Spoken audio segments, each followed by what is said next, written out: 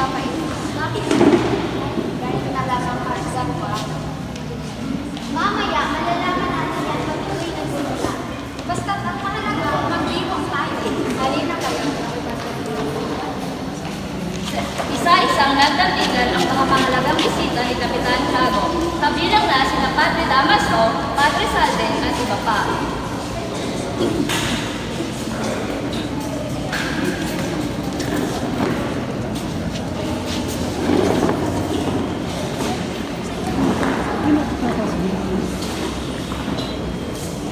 Ako'y nagagalak sa inyong pagparito upang ipagdiwang ang isang piging. Ako ay napapasalamat sa inyong special di kay Padre Damaso. Kamusta po kayo? Mabuti naman ang aming kalagayan. Salamat sa iyong kagaya. Napakasarap naman ang pagkain nito.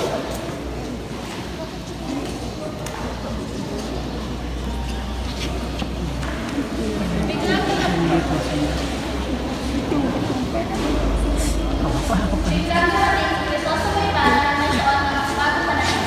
Ito ay pinakilala ng Kapitan Tiago sa mga dahil ang ginawang pinigay ay pagdiwang ang mata sa pagbabalik ng binatang si Kristo sa may bahay ang ating Diyos. Ito ay pinakasumulo sa ating mga Aking mamang pinisita, ito si Crisostomo Ibarra, anak ng aking matalik na kaibigan na si Don Rafael.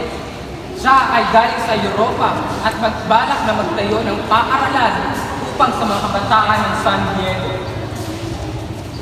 Krisostomo, ikaw na pala yun? Alam mo ba na matagal kitang nilintay? Ikaw pa rin pala ang binatang alam ko na may malaking puso para sa bayan.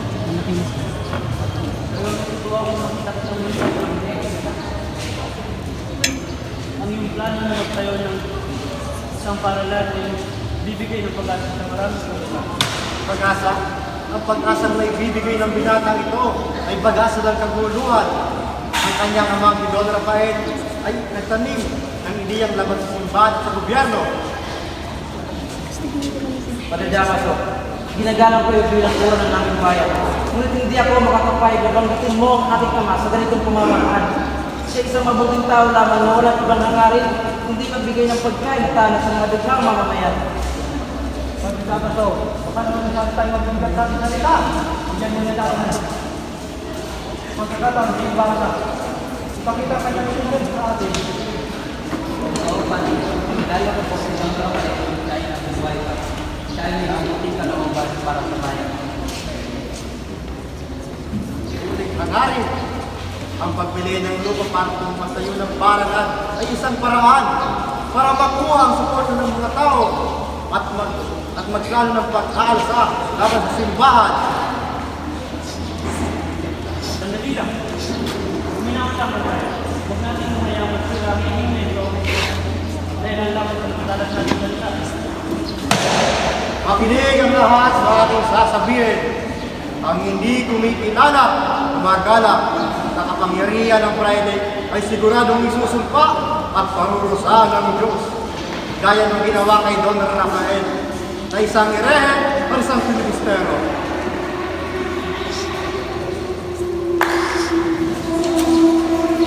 Ngunit hindi makapagpigil si Padre Damaso, hinampas niya ang lamesa ng naggaling. Si Ibarra naman ay nanatiling tahimik, ngunit puno ng determinasyon na ipagpatuloy ang kanyang plano.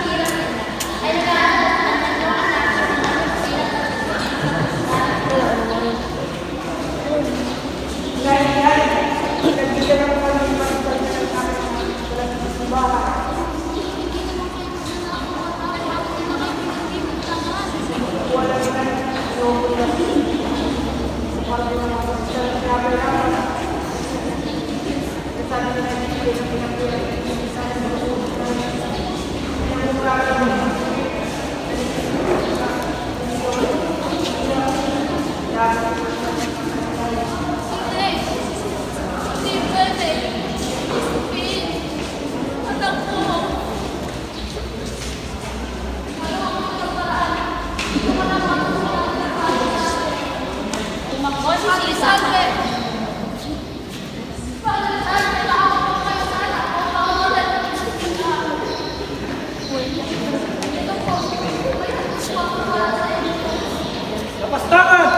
anak mo ay nagkasala. Umalis ka rito sa aking harapan.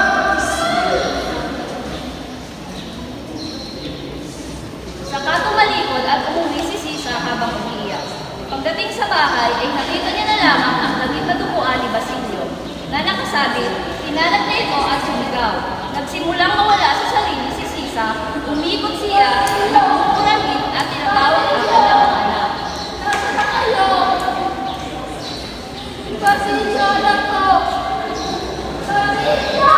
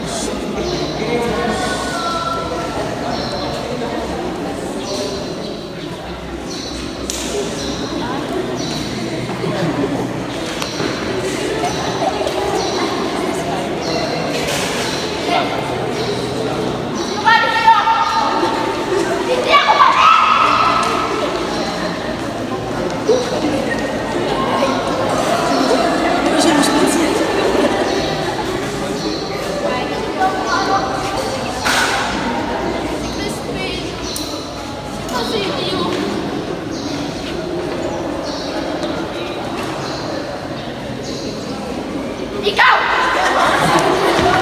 Kinuha mo ang anak ko!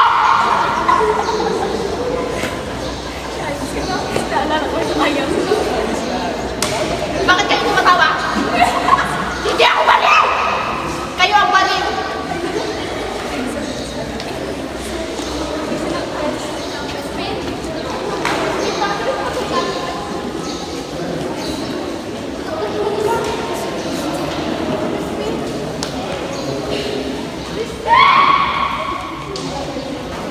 Sa baba para ako nag-video.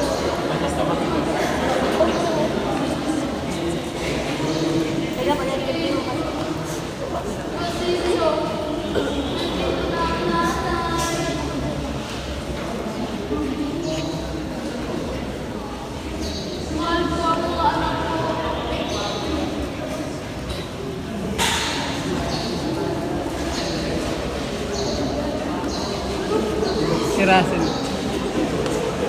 Si Russell, itsura ni Russell.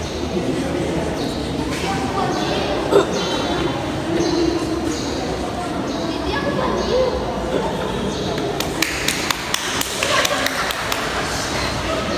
Hindi ako baliw!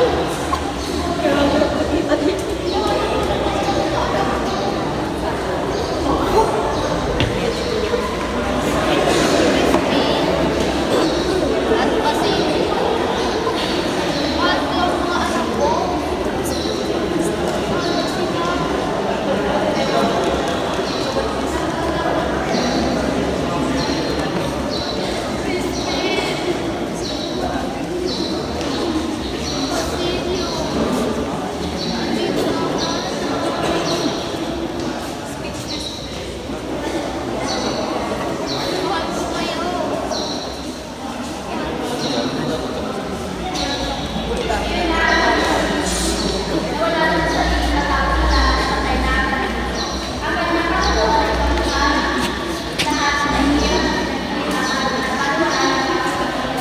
Mahal ko kayo.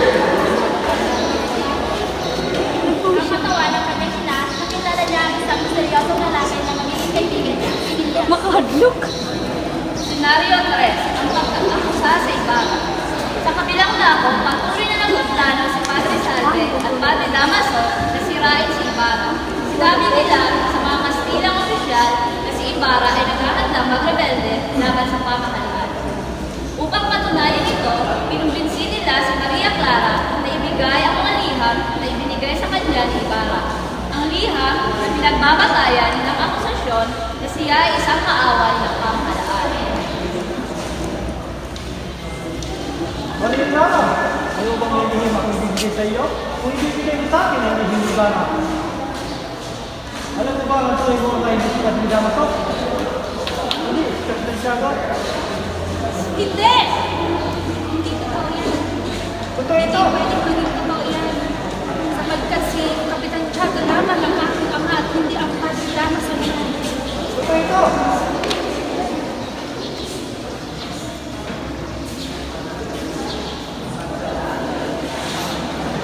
Totoo ito kung hindi bibigay liha. Ikakalat ito sa bayan. Mawawala ka ng respeto. Sa pagpapahamak ng Santiago. Ngunit, kung hindi bibigay nito, ipaglalaban ko, hindi ka makagawa ng bago. Wag! Huwag mong sasanggan si Crisostomo. Mabuti siyang tao. Hindi na natin magiging sa kamaraan. Sa iyo wala kaya.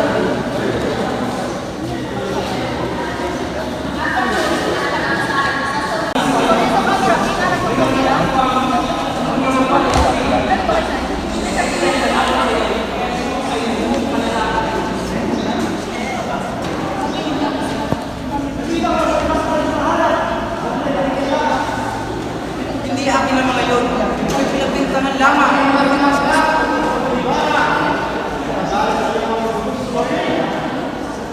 Manidama, so tama na. Wala kayong karapatang husgahan ako.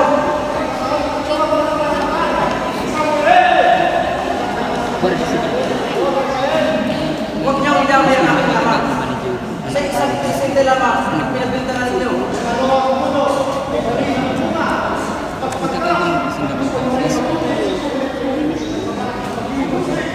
Ako'y nagtayo ng mahatan para sa bayan ko. Pero kaya umani lang sa komunidad.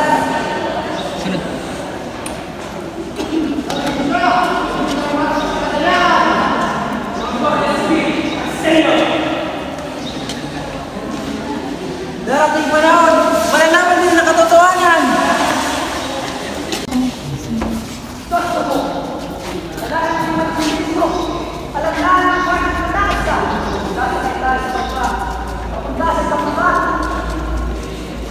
Ilyas, nagpapasalamat ako sa lahat ng ginawa mo para sa akin. Ngunit, paano na si Maria Clara? At paano na ang bayan natin? Hindi pa tapos ang laban. Kailangan ng makuhan. Laban ang mga mga kaibigan. Ilyas, hindi pa yung iiwan. Naririnig ang mga sigaw ng mga kwadya na dami ng salat. Kailangan natin integrity ng traidor. Siya'y pangarap sa atin at maging sa bayan. Siya'y nararapat lamang.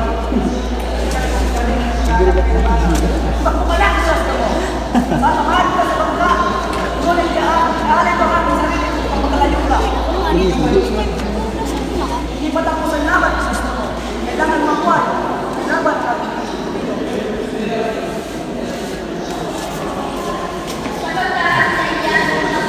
Matagumpay sila mga lakas sa tulad ng paglaban ng upang iligtas iba. Laban pa niya sa pagsayawan ng iba. Sa kalukutan, upang ikakita sa maraming nanalo niya.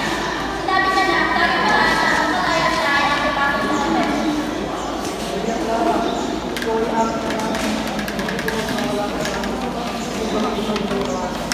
Noong una lang, hindi mo kinilala ka na. Ang tawagin alam na hindi mo ko alam.